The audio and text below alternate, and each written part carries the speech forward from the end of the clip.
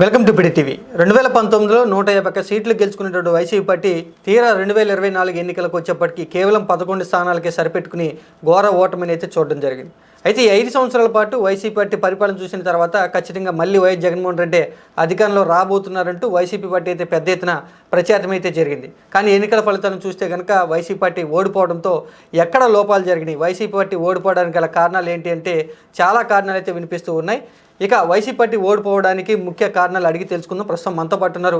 YCP party ఆవిర్భావం దగ్గర నుంచి కూడా వైసీపీ పార్టీలో ఉండి ఎన్నికలకు ముందే వైసీపీ పార్టీని విడిచి కాంగ్రెస్ పార్టీలోకి వెళ్ళినటువంటి మహమ్మద్ షరీఫ్ గారు ఉన్నారు. అసలు వైసీపీ పార్టీని ఆయన విడిచి వెళ్ళిపోవడానికి కారణం ఏంటి, వైసీపీ పార్టీ ఎందుకు ఓడిపోయిందో ఆయన మాటలోనే తెలుసుకుందాం. Sir, welcome to PD TV. నమస్తే. ఏం చెప్తారు మీరు? వైసీపీ పార్టీ ఆవిర్భావం దగ్గర నుంచి కూడా పార్టీలో ఉన్నారు. ఎన్నికలకు ముందే మీరు ఎందుకని వైసీపీ పార్టీని విడిచి వెళ్ళిపోయారు అసలు ముందుగా? ఇక మీ స్టూడియోలోనే చాలా ఇంటర్వ్యూస్ అటెండ్ అయ్యాను, చాలాసార్లు చాలా కార్యక్రమాలు చేసినట్టు కూడా మీకు తెలుసు అన్ని విషయాలు. పార్టీ పెట్టక ముందు నుంచి కూడా వైఎస్ఆర్ ఆజాదీకరణ పోరాట సమితిని పెట్టేసి దాదాపు 15 సంవత్సరాల పాటు జగన్మోహన్ రెడ్డి గారి నాయకత్వాన్ని బలపరుస్తూ ఈ రాష్ట్రంలో నలుమూలల అన్ని జిల్లాల్లో ప్రచారం చేసుకుంటూ తిరగడం జరిగింది. ఈ ప్రయాణంలో ఎన్నో సమస్యలు ఆర్థికంగాను తర్వాత ఆరోగ్యపరంగాను ఎదుర్కోవడం జరిగింది. ఇక్కడ ముఖ్యంగా మాట్లాడాల్సిన విషయం ఏమంటే, లాస్ట్ ఎన్నికల్లో వైఎస్ఆర్ కాంగ్రెస్ పార్టీ ఓడిపోవడానికి ముఖ్య కారణము తెలుగుదేశం పార్టీనో జనసేన పార్టీనో భారతీయ జనతా పార్టీ కాదు, జగన్మోహన్ రెడ్డి తాను ఓడగొట్టుకున్నారు. ఇక్కడ నంబర్ 1.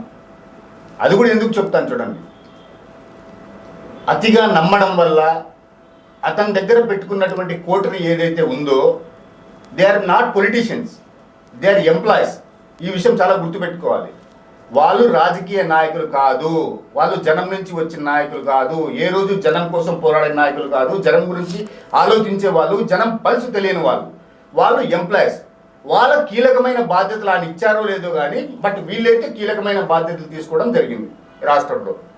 ఇది నా యొక్క ఒపీనియనే కాదు, ఓడిపోయినటువంటి ఎమ్మెల్యేలు కావచ్చు, ఎంపీలు కావచ్చు, సీనియర్ వైఎస్ఆర్సీపీ నాయకుల ఒపీనియన్ కూడా ఇది. మరి వాళ్ళు తీసుకున్నటువంటి నిర్ణయాలు ఆయన వరకు పోయాయా లేదా అనేది కూడా మాకైతే తెలియదు కానీ విషయము. వీళ్ళు తీసుకున్నటువంటి నిర్ణయాలు ప్రతి ఒక్కటి పార్టీకి డ్యామేజ్ చేయడం జరిగింది. డే 1 నుంచి ఎవరైనా ఈ రాష్ట్రంలో ముఖ్యమంత్రిగా జగన్మోహన్ రెడ్డి గారు ప్రమాణ స్వీకారం చేసిన తర్వాత ఒక వ్యక్తిని కీలకంగా బాధ్యతలు అప్పగించి సలహాదారుగా పెట్టుకున్నప్పుడు లక్షల మంది పేదవాళ్ళు 5 రూపాయల భోజనం తింటారు. ఇక్కడ లక్షల మంది అన్నం క్యాంటీన్లు ఎవరైనా బంద్ చేస్తారా? బుద్ధి ఉన్నవాడు ఎవరన్నా, కడుపుకు అన్నం తినేవాడు అతను కూడా కడుపుకు అన్నం తింటే అన్నం క్యాంటీన్లు బంద్ చేస్తారా? ప్రజా దర్బార్ అనే బిల్డింగ్ కోట్ల రూపాయలు పెట్టి కడితే ఎవరన్నా ఈ మీటింగ్ అయిపోతే నెక్స్ట్ మీటింగ్లో కూల్చేయండి అని చెప్తారా? అది ఎవరికి ఇవ్వకూడదు. ఆ బిల్డింగు విభిన్న ప్రతిభావంతులకు ఇవ్వచ్చు, లేకుంటే అనాథ పిల్లలకి ఇవ్వచ్చు, లేకుంటే రోడ్డు మీద పడుకున్నటువంటి పేదవాళ్ళ ముసలి వాళ్ళని తీసుకొచ్చి షెల్టర్ జోన్గా పెట్టచ్చు, ఏమైనా చేసిండొచ్చు. అక్కడి నుంచి స్టార్ట్ అయింది వాళ్ళ ప్రస్థానం. అంటే కూలగొట్టుకోవడము, బంద్ చేయడము, తర్వాత ఇంకా పర్సనల్ అడ్జస్ట్లకి వెళ్ళిపోయినారు. ఇది తప్ప ఇంకొక ఏదైనా మంచిది ఏదైనా సొసైటీలో ఉన్నటువంటి డౌన్ ట్రాడెన్ పీపుల్కి, పూర్ అండ్ నీడీ పీపుల్కి ఏదైనా చేద్దామనే ఉద్దేశంతో కొత్త పథకాన్ని కానీ కొత్త ఉపయోగపడేటువంటి పథకం కానీ ఏదైనా తీసుకురావడం జరిగిందా? మళ్ళీ ఇన్ని రోజులు సలహాదారులుగా ఉన్నటువంటి వాళ్ళు ఆయన కోటరీలో ఇంకోటి ఆయన కోటరీలో బయట ప్రపంచానికి తెలియని వాళ్ళు కీలకమైన పాత్ర పోషించారు. వాళ్ళ పేర్లని నేను తీసుకోదలుచుకోలేదు ఎవరిది, ఇది అందరికీ జగమెరిగిన సత్యమే. వీళ్ళందరూ ఏ పాత్రలు ఎవరెవరు పోషించారనేది నెక్స్ట్ ఎప్పుడైనా మాట్లాడుకుంటే బాగుంటుంది శ్రీకాంత్. ప్రస్తుతానికైతే అదే. సార్, ఓడిపోయిన తర్వాత పార్టీ మాజీ ఎమ్మెల్యేలు కానీ ఎంపీలు కానీ కొంతమంది ముఖ్య నాయకులు అంతా చెప్తున్నారు కార్యకర్తలను పట్టించుకోలేదు, అందుకనే వైసీపీ పార్టీ ఓడిపోయిందని చెప్తున్నారు. ఈ మాటలో ఎంత వాస్తవం ఉందంటారు? మీరు అడిగిన ప్రశ్న ఇది కొన్ని లక్షల మంది కార్యకర్తలకు సంబంధించిన విషయము. 100% మీరు అడిగిన క్వశ్చన్ పార్టీలో అజెండాలో స్టార్టింగ్లో పెట్టుకోవాల్సింది ముఖ్యమంత్రి గారు జగన్మోహన్ రెడ్డి గారు. ఈ క్వశ్చన్ ఏ ఒక్క కార్యకర్తనైనా పార్టీకి సంబంధించిన నాయకులు ఎక్కడన్నా పట్టించుకోవడం జరిగిందా? ఐపాక్ టీం ఇది తప్ప ఏ రోజైనా కానీ కార్యకర్తలకు ఉద్దేశించి ఏదన్నా ఒక చిన్న మీటింగ్ గ్రామ స్థాయి నుంచి కానీ అసెంబ్లీలో కానీ పార్లమెంట్లో కానీ లేకుంటే ఇక్కడ కేంద్రంలో కానీ విజయవాడలో కానీ ఎక్కడన్నా పెట్టడం జరిగిందా? ఎన్నికల ముందైనా సరే పెట్టారా మీరు? కనీసం వాళ్ళు ఎక్కడున్నారు, ఏ క్యాడర్లలో ఉన్నారో తెలుసా? ఏ వింగ్ ఉందని అసలు వైఎస్ఆర్సీపీ పార్టీకి? ఒకటే wing, Sajjala Ramakrishna Reddy wing, Bhargava Reddy wing, Challa Madhusudan Reddy, వీళ్ళిద్దరికి వెనకాల ఆ బుక్కులు పట్టుకొని తిరుగుతూ అంటాడు ఒకడు. ఆ వింగు తప్ప, ఈ వింగు తప్ప ఏదైనా వింగ్ ఉందా కీలకంగా పనిచేసిన వింగు? వాళ్ళ పరిస్థితులు ఏం తెలుసా? 15 ఏళ్ళు పనిచేస్తే వాళ్ళ భార్య పిల్లలు వాళ్ళు ఎలా ఉంటారు, ఏం చేస్తారు, ఎవరు పట్టించుకుంటున్నారు? కనీసం పత్రికాముఖంగా ఎప్పుడన్నా మాట్లాడారా? కనీసం ఒక వీడియో పెట్టారా ఏమన్నా? మీరు కష్టపడి పని చేయండి, మేమేమైనా చూస్తాం మళ్ళీ అయినా సరే అని చెప్పేసి కార్యకర్తల్ని పూర్తి స్థాయిలో మర్చిపోయారు. ఇక్కడ ఈ ఎన్నికల్లో కీలకంగా పనిచేసింది కార్యకర్తలే, టీడీపీ గెలవాలని. బహిరంగంగా ఎవరు మాట్లాడడంలా. నాలంటే నేనైతే మాట్లాడుతున్నాను, కానీ కార్యకర్తలు పాపం చిన్న స్థాయి ఉండే వాళ్ళు ఏం మాట్లాడడంలా, భయపడి వీళ్ళు ఏందో చేస్తారు, కేసులు పెట్టి లోపలేస్తారు అని. వీళ్ళకే భయం ఉందా బాబు? మీరు భయపడి పాపం వాళ్ళేమో అట్లా లోపల చేయడం జరిగింది లాస్ట్ ఎన్నికల్లో. ఇది నా ఒపీనియన్, పర్సనల్ ఒపీనియనే కాదు. మీరు ఎవరిని టచ్ చేసినా ఆఫ్ స్క్రీను వాళ్ళు ఖచ్చితంగా ఇదే విషయం చెప్తారు. ఓకే, 151 సీట్లు 2019లో గెలుచుకున్నారు. ఈసారి 11 సీట్లకే పడిపోయారు. ఏం నేర్చుకోవాలంటారు వైసీపీ పార్టీ? ఏ పార్టీ అయినా, ఏ పొలిటికల్ పార్టీ అయినా గ్రౌండ్ లెవెల్ నుంచి కార్యకర్తలతో బిల్డప్ అవుతూ వస్తుంది. కార్యకర్తలు లేకుంటే పార్టీ ఎక్కడ ఉంటుంది? మీకు వైఎస్ఆర్ కాంగ్రెస్ పార్టీ కేవలం లాస్ట్ ఎన్నికల్లో గెలవడానికి రాజశేఖర రెడ్డి గారు, మహానేత రాజశేఖర రెడ్డి గారి మీద ఉన్నటువంటి అపారమైనటువంటి గౌరవము, సింపతి మీద డైవర్ట్ చేసుకొని జగన్మోహన్ రెడ్డి గారు గెలిచారు. మళ్ళీ ఎలా గెలిచారు?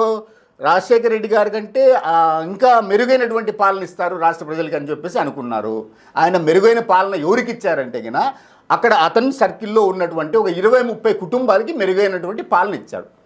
అంటే వాళ్ళకి యాక్సెస్ ఇచ్చాడు, ఈ పాలన ఎలా యూటిలైజ్ చేసుకోవాలి, ఎలా వినియోగించుకోవాలని. అంతే. ఇంకా ప్రజల్ని సెకండరీ థింగ్ మర్చిపోయినారు, పూర్తి స్థాయిలో పక్కన పెట్టేశారు. దాని గురించి మాట్లాడాల్సిన అవసరమే లేదు ఇక్కడ. ఓకే, మీరు ఎన్నికలకు ముందు వైసీపీ పార్టీని విడిచి కాంగ్రెస్ పార్టీకి ఎందుకు వెళ్ళారంటే ఏమంటారు? శ్రీకాంత్, మా లాస్ట్ ఇయర్ అంటే ఇప్పుడు ఇంకా ఈ మంత్లో డే వస్తున్నాయి. మా అమ్మగారు చనిపోయినప్పుడు, చిట్ట చివరిగా మా అమ్మగారు చనిపోయినప్పుడు కూడా 2 వ్యక్తులకి నేను ఫోన్ చేశాను.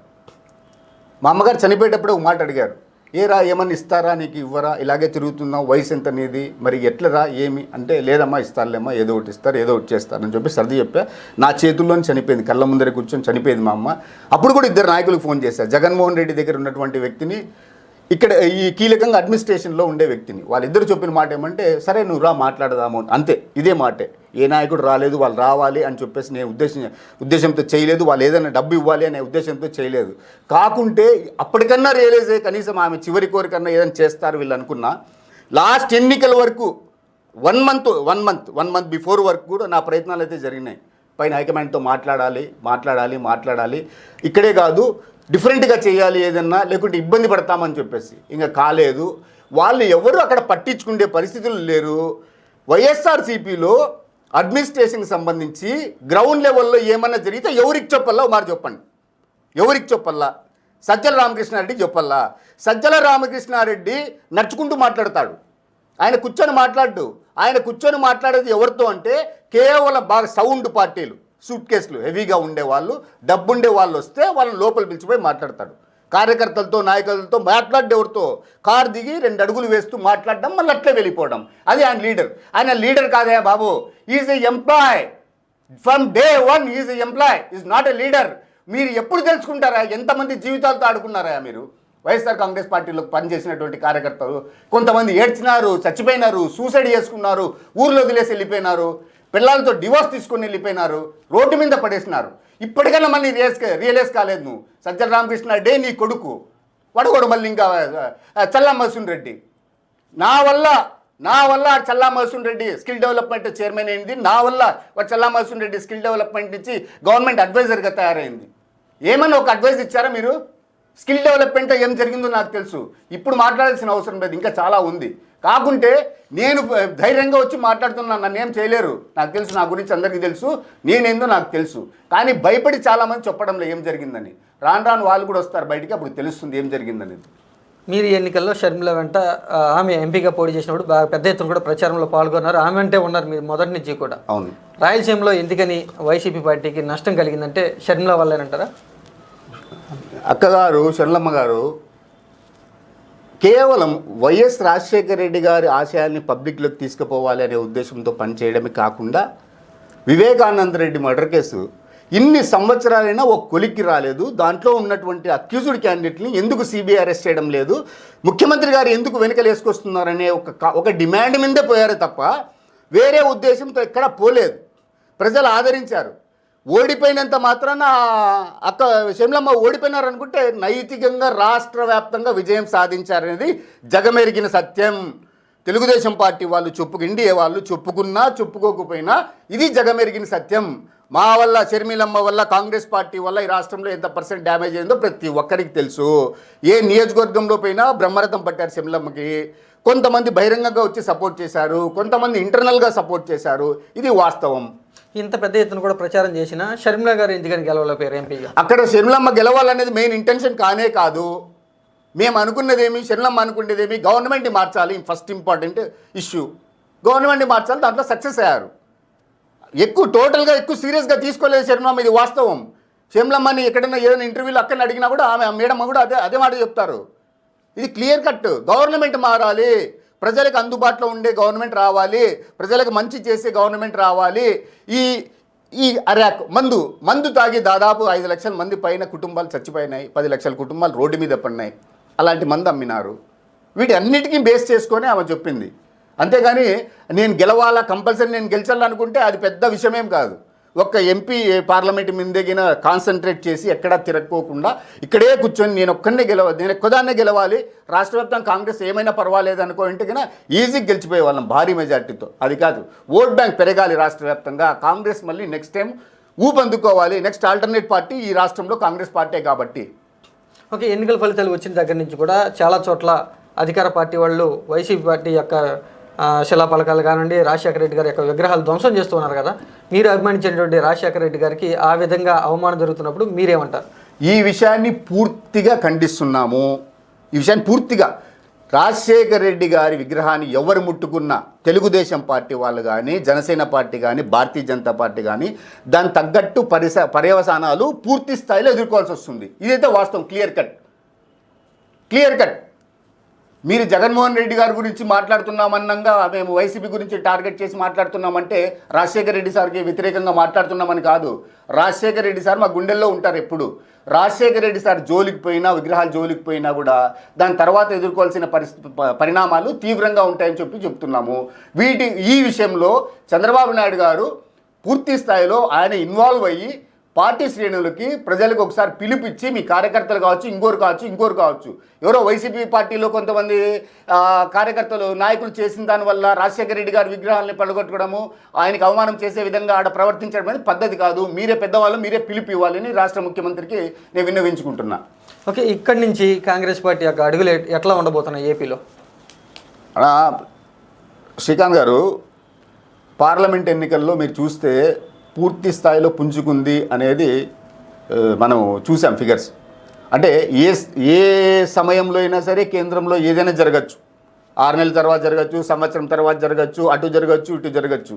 ఏం పెద్ద మ్యాజిక్ ఫిగర్లు ఏం ఆడ వచ్చినాయి కానీ పెద్ద అంటే అల్టిమేట్గా మెజార్టీ అయితే లేదు. ఒకటి ఇక్కడ కాన్సన్ట్రేషన్ ఏమంటే మళ్ళీ రియాక్టివేట్ చేసుకోవాలి కార్యకర్తలందరినీ. కొత్త వాళ్ళు వచ్చే వాళ్ళు వస్తారు, జాయిన్ అవుతారు, మరి ప్రజల్లోకి పోవాలి. దానికి ఒక ప్రణాళిక అనేది సిద్ధమవుతుంది. ప్రణాళిక సిద్ధమైన తర్వాత రాష్ట్ర వ్యాప్తంగా పూర్తి కమిటీ స్థాయిలో రాష్ట్ర హైకమాండ్ అంతా పెద్దవాళ్ళందరూ కూర్చొని కమిటీలు వేసి ఎవరెవరికి ఏ బాధ్యతలు ఇస్తారో ఆ బాధ్యతలు పూర్తి స్థాయిలో నిర్వర్తిస్తారు. అలాగే మాకు కూడా ఏదో నాకు ఇచ్చినటువంటి బాధ్యతని నేను పూర్తి స్థాయిలో నిర్వర్తిస్తానని చెప్తున్నా. ఓకే, పార్టీ ముఖ్య నేతలతో ఓడిపోయినటువంటి వాళ్ళందరితో కూడా వైఎస్ జగన్మోహన్ రెడ్డి గారు ఏం బాధపడమాకండి, ఈ కాలం మళ్ళీ వెళ్ళిపోతుంది, మళ్ళీ మనం వస్తాం అధికారంలోకి, కష్టపడదాం, జనాల్లోకి వెళ్దామని పిలుపునిస్తున్నారు. ఆ పిలుపు గురించి మీరేం చెప్తారు? జగన్మోహన్ రెడ్డి గారికి మనసులో ఏముందో తెలుసు అంతా. వాళ్ళు నిలబడతారనుకోవడం చాలా పొరపాటు. పార్టీ కార్యకర్తలు నిలబడతారనుకోవడము ఇది సత్యం, ఒప్పుకుంటాం. వాళ్ళు ఎక్కడికి పోరు. జెండా భుజం మీద పెట్టుకొని 15 సంవత్సరాలు జగన్మోహన్ రెడ్డి వెంట నడిపించిన వాళ్ళు ఎక్కడికి పోరు, అక్కడే ఉంటారు. అది అంతవరకు వాస్తవం. కానీ పార్టీ నాయకులు నిలబడతారని కూడా వాస్తవం. పార్టీ ఆఫీస్ నుంచి బయటకు వస్తాను ఎవరి దారిని వాళ్ళు వెళ్ళిపోతారు. అది కూడా చూద్దాం. 2-3 రోజులు ఒకరు వెళ్ళిపోతారు. ఎవరి పొలిటికల్ కెరీర్ వాళ్ళకి ఇంపార్టెంట్. నాడు జగన్మోహన్ రెడ్డి గారు ఓపిక లేకుండా ముఖ్యమంత్రి ఎలా అయ్యారో, పార్టీ వదిలేసి కాంగ్రెస్ పార్టీ వదిలేసి భూస్థాపితం చేసేసి ఇక్కడ ఈరోజు కూడా అదే పందాలో మిగతా నాయకులు కూడా, ఎమ్మెల్యేలు ఎంపీలు కూడా వాళ్ళు కూడా ఖర్చు పెట్టుకొని వచ్చారు. వాళ్ళ పొలిటికల్ కెరీర్ కూడా ఇంపార్టెంట్ కాబట్టి ఎక్కడ స్పేస్ ఉందో, ఎక్కడ ఫీజిబిలిటీ ఉంటుందో అక్కడికి వెళ్ళిపోతారు వాళ్ళు అదే పార్టీల్లో. Okay, thank you sir. రీసెంట్గా జరిగినటువంటి ఎన్నికల్లో మహమ్మద్ షఫీ గారు చెప్పినటువంటి మాటలను బట్టి చూస్తే వైసీపీ పార్టీ కార్యకర్తలను దూరం చేసుకుంది. మొదటి నుంచి కూడా ప్రజా వ్యతిరేకమైనటువంటి కొంత విధానాల వల్లనే ప్రజలు వ్యతిరేకంగా ఉన్నారు కాబట్టి వైసీపీ పార్టీ ఓడిపోయింది అనేటువంటి విషయాన్ని అయితే స్పష్టంగా చెప్తూ ఉన్నారు.